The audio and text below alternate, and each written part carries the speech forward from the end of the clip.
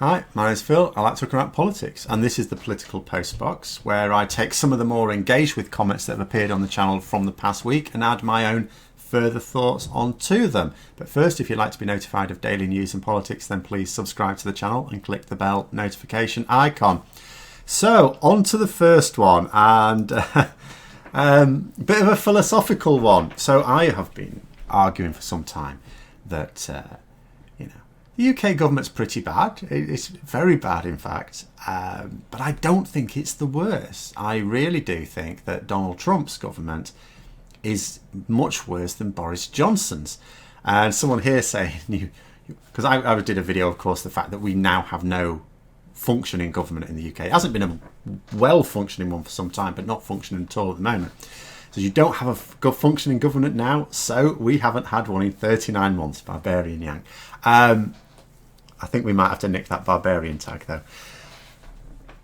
No, I think America has one massive advantage. I mean, Trump is worse. Trump is worse than Johnson. Although, bizarrely, there's lots of people around the world don't seem to think so. There was a poll come out this weekend in France where... so people in France, according to this poll, rate Johnson below Trump even. They think he's more of a problem than Trump. And I'm thinking to myself, Johnson has been very ineffective, even downright dangerous in many ways, but not on the same level as Donald Trump behaved. But where the USA does have a big advantage is in a term that we use in this country called devolution. It's not really devolution in the US because it started from that position, whereas in this country it went to that position. So in the UK, Boris Johnson announced his lunacy in terms of the lockdown last week, but it wasn't followed up by Northern Ireland, Wales and Scotland, who have their own parliaments, assemblies, and they can lay down some of their own rules. We have a little bit of local rulemaking in this country as well, in terms of some elected mayors in certain cities, including London, except the government can just run roughshod over it. For example, the government took control of public transport in London from the mayor of London, and then hiked up the prices and all the rest of it. So we don't, it's not easy for our level of devolution, and we have nothing effective in England at all to try and counter a lunatic central government. Whereas in the United States, you have states, and you have state governors, and some of those states have gone along with Trump's lunacy, but some of them have not. And yes, he's raged against them, and yes, he's been an arse with them in terms of where the funding goes and all the rest of it, but then that's happening in this country too. Boris Johnson, in terms of the money that he's boasting about, putting into like local regions, well, you notice where it's going. It's not going into the regions in the north. Going into the regions in the south of England where the Tory heartlands are. So no, and also the nightmare. I don't think actually the nightmare will be over the US, but it could at least be the beginning of the end at the end of this year if Donald Trump loses the presidential election. And I keep saying if. I don't want to jinx anything. I really don't. I don't care what polls say. I do care what polls say, but in a way I don't, because apart from the fact I don't know which ones are reliable in the United States. Because there's plenty of polls in this country, very, very few of them are ever accurate. And you have to know which ones they are. And I don't know which ones they are in the United States. But anything can change and anything can, snooker the whole thing. But at the end of the day, even if Donald Trump leaves, it's still going to be quite bad, because I think he's going to set fire to the country. I think he's going to make an awful lot of inflammatory statements. And the lunatics are going to... And in America... Unlike in the UK, like people protest in the UK, but we're not allowed to buy guns in supermarkets. So those protests are a little bit more muted. So yeah, in terms of the argument about who has got the worst government, the UK or the US, I think it's got to be the UK, and I think it has to be. In terms of the central government, definitely the US. Trump is definitely worse than Johnson, but in terms of the overall package, because individual states have much more power than individual, say, regions in the UK. Yes, you've got Scotland, Wales and Northern Ireland who have a certain amount of executive power. In Scotland, quite a significant amount of executive power. and they can resist, the lunacy. But the bulk of the country is England. The bulk of the population live in England. So it's not just by age, but by population as well, the vast majority. And we don't really have a lot. Whereas in the United States, you do have individual states that can effectively, when it comes to things like this, tell the president to go and do one. So although Trump is a much worse head of government, because the federal government isn't the be-all and end-all thing of things in America, I think, overall, I still think we're in a worse position in the UK from that point of view, even though our head of government is not as bad. But there it is. That's my thoughts on that. It is a big philosophical argument there. Right, here we go. So I have to get a Brexit comment in somewhere where I can find it. Unfortunately, we're a bit low on the ground this week. Someone here, so I was talking about the fact that, the latest round of Brexit talks, and someone said here, it's very perplexing. Maybe someone can help me with this. The EU offered the UK a Canada plus deal. Got an extra plus here. It used to be plus. Well, it used to be plus. It used to be a Canada deal. Then it was a Canada plus deal. Then it was Canada plus. And then it went back to being a Canada deal. I'm not sure where the treble plus came from, but okay. The EU offered the UK a Canada treble plus deal. Now the UK are being unreasonable for agreeing to it. The UK haven't agreed to anything the EU have offered. And in the terms of this, the EU offered the UK a Canada treble plus deal. Now, I mean, you could, what the EU have proposed and offered to the UK, I mean, you can call it whatever you want. If you want to call it a Canada treble plus deal, you call it that. But what is generally understood by a Canada deal with any number of pluses from 0 to infinity is that it is based on the fact that there will be tariffs.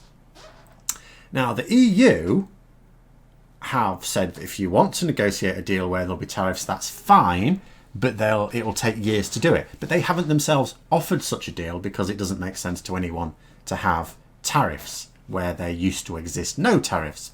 And where currently there exists no tariffs. Who, in their right minds, wants to negotiate a trade deal that puts tariffs on goods where there currently aren't tariffs? So no, the EU haven't offered that. They've said if you want it, that's fine. We'll happily spend several years negotiating it, no problem at all. But in terms of what the EU have offered the UK, it's published. We know that, it's published, and the UK haven't agreed to it. So I really don't know where they're getting this from, but it is just, I suppose, symptomatic of the fact that still quite a lot of people are getting their news on Brexit from various political filters that take what comes out of these negotiations and then just, in fact, I was going to say even just puts a different spin on it, but I don't understand this is not based on anything. In fact, when the term Canada deal came up, the EU said, not on your life are you going to have anything like this. The UK haven't even proposed it. I mean, I don't even know what honestly, and I'm not saying this to be facetious, I honestly do not even know what this Canada treble plus deal is. I've never seen it written down anywhere. I've never seen the Canada plus deal written down anywhere, to be fair, because there is only one trade proposal for EU-UK post-Brexit arrangements that I have seen written down, and it is the one that was presented by the EU. The UK haven't presented one. No Brexit party within the UK, including the Brexit party, haven't published a proposal either. Boris Johnson certainly hasn't. The UK government certainly haven't. David Frost, who's Boris Johnson's little Brexiteer civil servant, hasn't suggested a proposal either. It just doesn't exist. Or if it does exist, it's locked in a vault somewhere, and guarded by demons. I don't know, because it certainly hasn't been made available to the public. But this notion, and I don't even know how someone thinks that this can be a thing, because if the EU have offered the UK a deal and the UK have accepted it, they've agreed to it, what's the problem? What is the problem? Surely there would be an announcement that we've agreed a deal, that the deal is we're going to be signing it later this year and it's going to be ratified and it's all going to be fantastic, and what we're worrying about this hard Brexit for. But that is not what the EU is saying, and it's not what the UK is saying. Like, literally nobody is saying that the UK has agreed to a deal that the EU has proposed. Nobody. I don't, even if someone's got this from an echo chamber, I don't understand how they could possibly think that this is a thing. Much less that somehow I am calling the UK unreasonable for agreeing to it. I have never called Boris Johnson or any minister unreasonable for agreeing to an EU deal. Only for not agreeing to one. But there it is. I mean, this is the sort of bizarre territory we're clearly going to be entering into. Never mind. Next one. So, says here, MPs' expenses and second home allowances must be scrapped. This profession should not be attracting people who are there to personally profit at the country's expense. I'm sure the rest of the civil service don't have the luxury these MPs have. Public service should be vocational. The problem is that if you were to scrap MPs' expenses, including second home, it's not and second home allowances, that's part of the expenses, you would only get into the profession those who are going to be personally profiting at the country's expense. Because let us be clear about this. MPs have expenses in the way that you and I don't when we go to work. The only expense we have normally, I don't know what job you do, but the job I do sits here now. But generally, when I do a little bit of part-time teaching now, when I did do full-time teaching, which I, still may do again at some point in the future, my expense largely is shirts and ties and stuff like that. You have to present yourself. And then basically petrol, making sure you've got a car that's suitable to get you to and from work, and the petrol to run it and all the rest of it. That's it. MPs have significant expenses. They have to be able to employ staff. They need to set up an office. Can't pay for that out of their salaries. There's also a massive amount of travelling to be done. I mean, MPs around the country have got to go on quite a regular basis to London. And it would make no difference even if you moved Parliament around. It was more mobile, and you sometimes had Parliament sit in Scotland, and sometimes in the north of England, sometimes in Wales, and sometimes in Northern Ireland, and you just moved it around, and that would be good for many reasons. But it wouldn't stop the expenses being needed, because wherever it's sitting at a particular season, you've still got MPs from the rest of the country having to descend upon it. But London, I'd mentioned this before, London, for those who don't know, whose geography is not great, my geography of the south of England isn't great, but that is a point for a start. It's in the south of England. As far as the UK as a whole goes, London is almost as far away from most of the UK as you can get. And then, of course, you're going to have second homes around London for MPs that are nowhere near London. The idea that people personally profit at the country's expense, let me be clear about what that is. Okay, some people fiddle the expenses. That shouldn't be allowed, and that should be easy to sort. There's 650 MPs. 650. It would need just one accountant to be able to go through their expenses and be able to point out where those expenses are being fiddled and deny them those expenses. That's easy. And we know the sort of thing when it comes to the second homes. Some MPs do this. Not all, some. I don't even think it's a majority. And for example, there will be some MPs who don't need a second home, but they'll claim the allowance anyway, and what they'll do, they'll get a second home effectively, but someone else will be living in it, or they'll be subletting it or something like that. That's obviously, that's basically theft. And they should be not only kicked out of the Commons, but prosecuted for something like that. But generally speaking, the way MPs who are in it for profit make their profit, it's not with fiddled expenses. That's a piss poor amount for the ones who are really ambitious. You do it by, bribes, basically. They call them donations. Donations to them personally, donations to their political party, whatever it happens to be. But that's the way you profit at the country's expense is usually for ministers giving government contracts, which basically is public money, to people just based on the fact they threw you a few quid. Not based on them giving the best value for that money. That's how you do that. And the way you stop it, as I say, when it comes to filling expenses, that's easy. Just have someone scrutinise the expenses. That is not a difficult thing to do. The fact that it's not done properly is bizarre. But the way to stop, personally profiting is just simply to have all donations if someone wants to donate to a particular, if there's any conflict of interest, you just need a separate body to look at conflicts of interest. And if there's a conflict of interest, that minister cannot influence a decision. The best way to do it would be to simply ban anyone who wishes to seek a government contract from donating to a political party. Just don't let them do it. Or if they want to donate something like 50 quid. That shouldn't sway a minister. That should be fine then, shouldn't it? But you don't do it by just stopping expenses and second home allowances, because what you then do is you prevent MPs from poorer background. You only allow wealthy MPs. Because where the local MP here is a Conservative MP, but this is quite a long way away from London. If the MP here, and I don't know, maybe they are personally wealthy, but what I can tell you is it wouldn't be possible for an MP from more normal, means to possibly be an MP. They wouldn't be able to go down to London. They wouldn't be able to set up an office. They wouldn't be able to employ staff. They couldn't carry out their parliamentary duties because they've nowhere to stay when they go to London, and it would be very expensive just to get to London and back. You'd actually be freezing out those who are not in it for profit, the genuine MPs. You'd be freezing them out. So yeah, it's absolutely right that public service should be vocational, and you should remove conflicts of interest and profiteering from the system. But this isn't how you do it.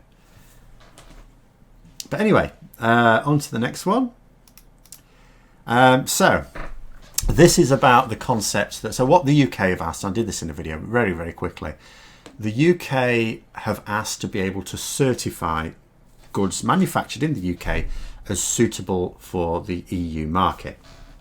The EU, of course, have said no to this. And as I said at the time, if any Brexiteers go, oh, well, that's just unfair, turn it around on its head. How would you feel about EU manufacturers of anything, whatever it happens to be, producing goods and then being able to certify it as suitable for sale in the UK without the involvement of the UK, not in the UK?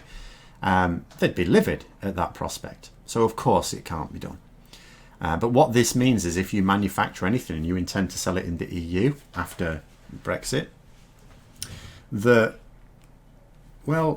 how do you certify it for use in the EU?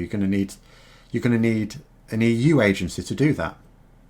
But the British government are not allowing EU to set up offices to do things like that in this country. And someone here saying, I'm getting a horrible feeling that Brexit may not just be border chaos and mountains of red tape and VAT problems, but that I may not be able to sell my own electronics products in the EU. No, this is going to be a very serious issue. And someone here, it's about the reply, someone said, move your production to the EU, you will have worldwide access to all markets. Yeah, problem is, that's not possible for the vast majority of people, of businesses in the UK. Most businesses in the UK, like most businesses in any country, are small. They can't just relocate somewhere else in the world. A large company could. It doesn't have to relocate its manufacturing, although it may decide to anyway, because of that border chaos and VAT problems and all the rest of it and the red tape. But what they can do is at least have an office located in the EU to provide the certification. That's not possible for someone, working out of a small office or maybe employs 3 or 4 people to produce electronic goods or anything like that. A small business can't just do that. And because the vast majority of businesses in the UK, even businesses that even within manufacturing, it's not all about big factories. Manufacturing can take place on a very small scale. And export. We're not just talking about selling stuff for your local community, selling internationally. And also it's not just about the EU as well. I keep having to come back to this, and very, very important that people keep this front and centre in their minds. At the end of the transition period, if we leave without a deal, all the focus is on the deal with the EU, and that is the most important trade deal that we need in the world. But we need other trade deals as well. If we only get a trade deal with the EU, that doesn't suddenly make the situation okay, because we're losing it with loads of others. As soon as we leave the transition period without a deal, we don't just lose our trading arrangements with the EU.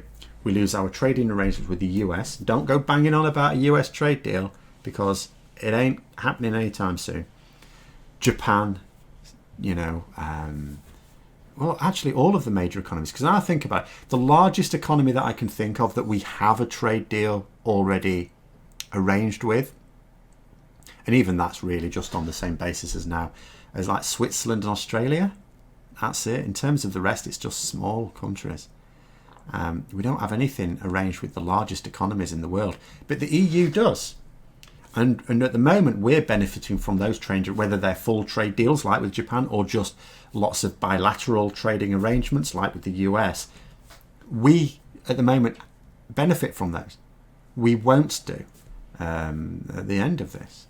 So it's going to be a massive, massive problem. And the biggest problem of all, or actually is it biggest, or it's certainly another big one, is the fact that these companies have no idea what their trading arrangements are going to be like next year. For all the government saying, oh, we need to make sure we don't extend so that businesses can have certainty. Businesses have no certainty. The thing is, they would have certainty if you said we're going to extend it for 2 years to deal with coronavirus first and then get back to the negotiating table. But that's not what they're proposing. So there is no certainty. We do not know what the trading arrangements are going to be next year. No idea at all. And there will be some businesses that, as a result of that uncertainty, they can't wait to get to the end of the year and then find out they've suddenly got no income. They're going to have to try and plan, and they may have to wind down their business and move into something else, or do something else. Particularly these small business owners that simply do not have the money to be able to weather an economic storm. But anyway, there's that one. Next one. So this is all about, the confusion over the lockdown measures from last week. Someone here saying, my personal experience only, last Thursday in Lidl, I counted 11 couples shopping together, 1 couple with a toddler, 4 couples well over 70. First time I've seen either couples or over 70s in Lidl since lockdown started. And it is utterly insane to me. Do you know what? I'll say this. Even at the best of times, like before we had this pandemic, I never understood when I saw couples with a toddler in a supermarket. I was like, what are you doing? What are you doing? Sometimes if you saw a parent with children, you might think, well, they may be on their own. They may be a single parent, or their partner may be at work and this is the only time they can come to the supermarket or whatever. You might understand it, because you can't just leave the child at home or in the car. But when you've got the couple there, it's like one of you could have stayed with the children while the other one did the shopping. Shopping is a one-person job. And, as for couples over 70, again, utterly insane. Why would you do that? At least just have one person you minimise. Because you're not just minimising the risk to the individual if you just have one person out of a couple go and do it. But you minimise the risk to others as well, because it goes without saying, 2 people occupies a larger space than 1 person. So you're effectively got more people in the store, or you're keeping people queuing up outside it for longer for those supermarkets, carefully controlling the number of people in the store as well. And it is madness. And 2 people as well in an aisle, it's not, you're much more likely to come too close to someone else. 2 people, and again, this is 2 people for 1 lot of shopping that would have been done by 1 person. 2 lots of people breathing around the place, and if either of them's infected, and I know if they're a couple, if one's infected, it's very likely the other is too. But you've still got twice the amount of bodily fluids floating in the air as a result of it. But even at the best of times, I always think it's mad, because it's harder to shop with multiple people. It's harder to shop with children. And if you've got the option of having 1 person, child mind, and the other person do the shopping, well, that's surely better in any situation. But yeah, and as you say here, it's the first time you've seen either couples or over 70s in Lidl since the lockdown started. What I do have to say is, since the lockdown started, what I did observe, and I don't observe this as much now, is I did observe people when we were in the stockpiling phase who would be there as a couple, but you might not notice them as a couple because they had a big trolley each, because they were getting loads and loads of stuff, like locusts, piggy locusts.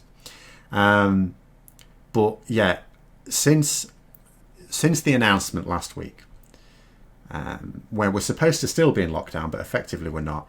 I mean, I have to say, I have noticed very reckless behaviour. And because there isn't a central message, at least, of wear your face mask, the number of people wearing face masks is very, very small. I haven't noticed any increase in the proportion of people wearing face masks in the last week. In other words, the people, it's been round about the same as it's been for weeks when we're supposedly in lockdown as well. The people wearing face masks are those clearly who are fully seized of the need to wear some sort of face covering when they're going to be near other people. But you're not getting that as a real message. So we have got more people going out. I see more people going out. It is busier. The roads are busier. Shops are busier. More shops are opening. And yeah, people are just now being reckless because they're getting a message from the newspapers, if not the government, that is as if we're past the worst, as if somehow the virus has become less virulent. But there it is. There it is. I strongly suspect that in a month's time we're going to, reap what we sow. Next one. So this is regarding Keir Starmer's demolition of Boris Johnson over the past couple of weeks.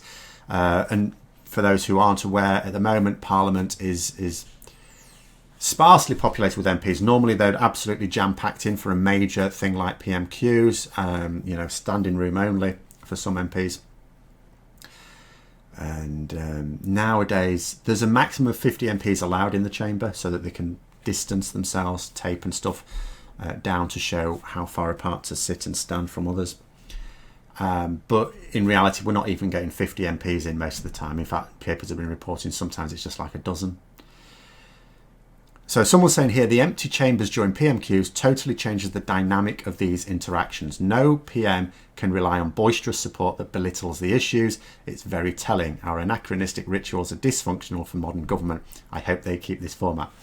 I mean, it is a bit anachronistic, really, I suppose, in many ways. Although there's a lot of Parliament sort of behaviour, but our Parliament isn't actually as bad. Now, our Parliament is quite boisterous, and I know there's people from other countries might watch PMQs, not at the moment, but as it was when it used to be, and think, God, the behaviour is really appalling here, which it is. There is worse behaviour. I mean, I've seen parliaments around the world where fist fights ensue. We've never really had a fist fight. Michael Heseltine picked up the mace one time, but I don't think he intended to clobber anyone with it. So, and that's it. There's a weapon. There's a weapon by the Prime Minister laid out there, which if anyone fancied a Barney could absolutely pick up and use. But no, we don't do that. At least we just behave very poorly. But it does change the dynamic.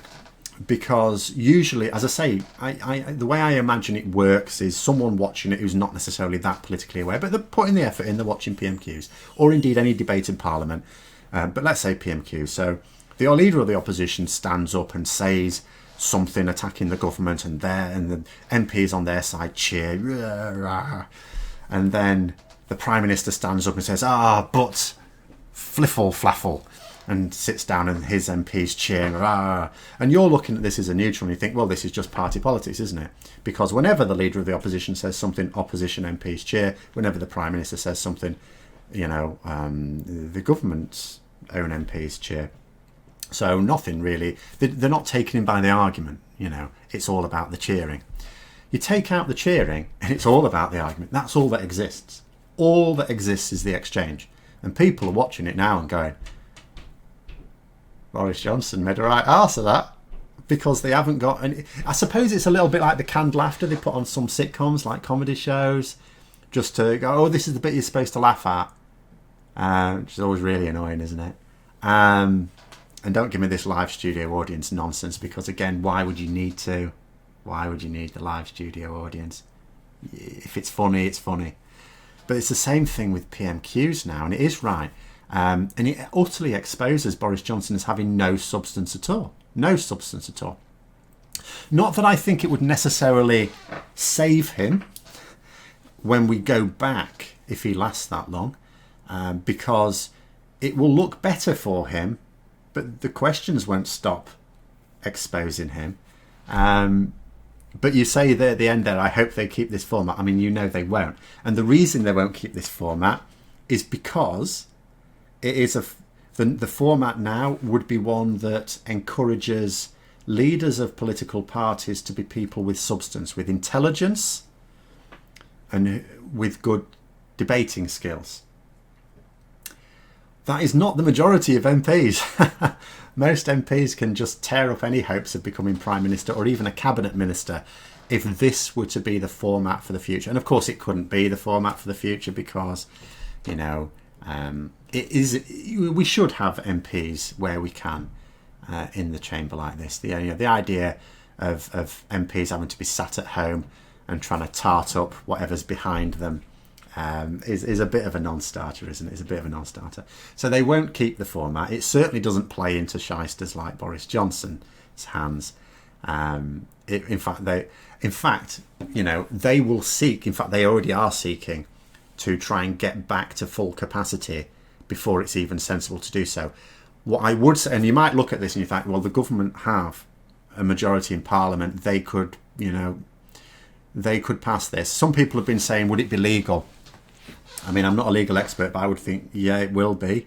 If Parliament as a majority decides to go back to cramming the chamber full, you know, if individual MPs look at the situation and think, well, you know, this isn't really fair because I shouldn't be going there. I live with vulnerable people, or I'm vulnerable myself, you know.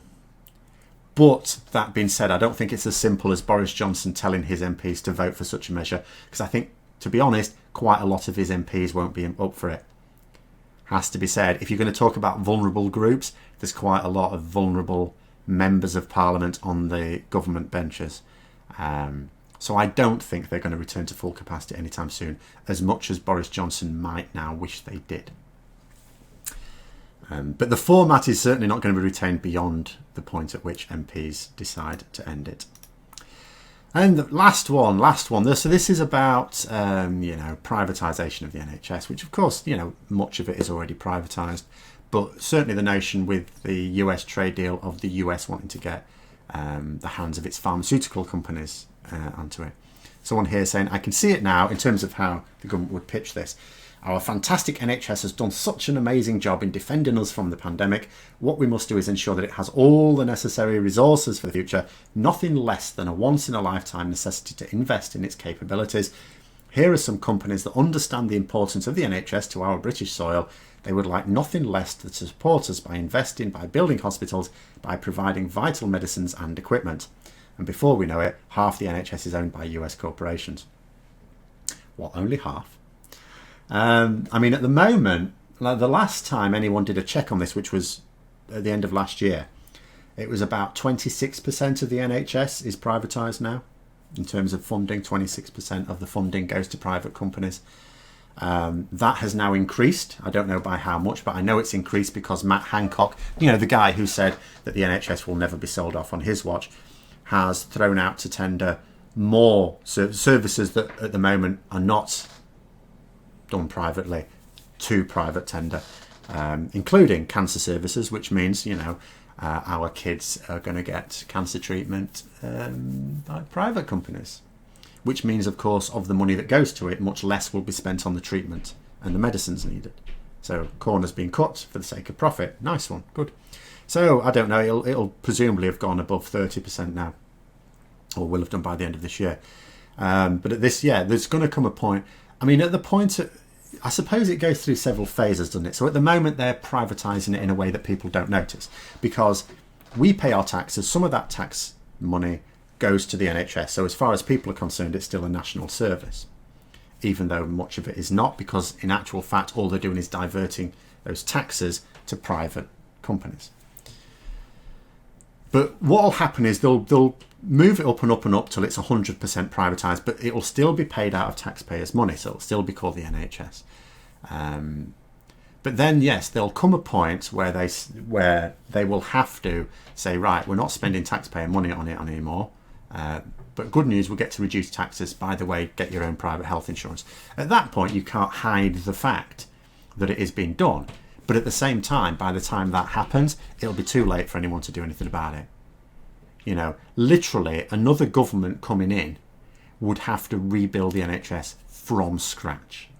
From scratch. Just as had to happen in the 1940s. So it's pretty divisive, and absolutely, whenever anyone's asked about it, they will talk about including American pharmaceutical companies in terms of we need to invest in the NHS, and because the narrative they constantly push is we're pouring billions and billions into the NHS and it's just not enough. We need the efficiency of the private sector. But what they don't point out is that although they're pumping billions and billions into it, quite a lot of those billions are not actually going to the NHS. They're going into private hands, offshore accounts. Or even if they're onshore accounts, it makes no difference. They're not going on to healthcare.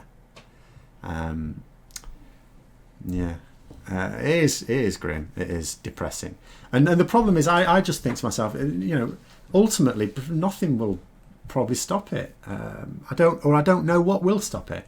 Because even if Boris Johnson doesn't get to do much more on this, and the Conservatives in general don't get to do much more on this in the next few years, which I think they will, but if they didn't, and let's say Labour won the next election and they, even if they reversed all of this, what then? At some point they will lose power and the Conservatives will come back in. And it takes years and years and years to build up a national industry. It takes no time at all to privatise it. And that's what's, makes you just sometimes wonder if you're fighting a losing battle. But there it is. On that depressing note, I'll leave it for this week. Thanks very much for watching. I hope you found the video interesting. If you did, don't forget to click the like button. And if you'd like to support the channel further, then please also click the Patreon link for details. And until next time, I'll see you later.